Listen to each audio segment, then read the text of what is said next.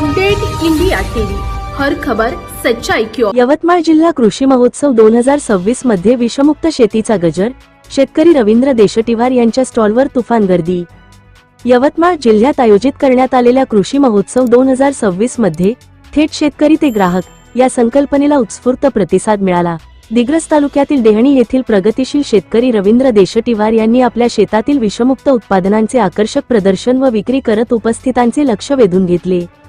देशटिवार यांनी आपल्या स्टॉलवर विषमुक्त वायगाव हळद पावडर, ओली कच्ची हळद, लोणच्यासाठी नैसर्गिक पद्धतीने पिकवलेले चिकू, झाडाला पाळ पडलेले शेवग्याच्या शेंगा तसेच गावरान पपई यांची विक्री केली। विशेष म्हणजे केमिकलचा वापर न करता पूर्णपणे नैसर्गिक पद्धतीने तयार केलेल्या या उत्पादनांना ग्राहकांनी मोठी पसंती दर्शवली। चिकूच्या नैसर्गिक गोडीमुळे आणि गुणवत्तेमुळे ग्राहक विशेष आकर्षित झाले।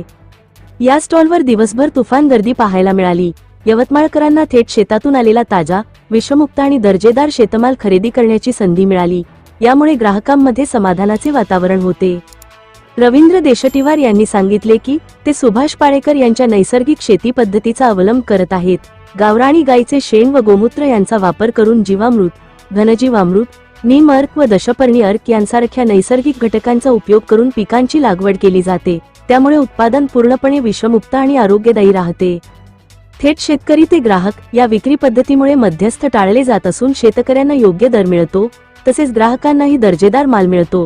या उपक्रमातून देशटिवार यांना चांगला आर्थिक फायदा होत असल्याचे त्यांनी सांगितले।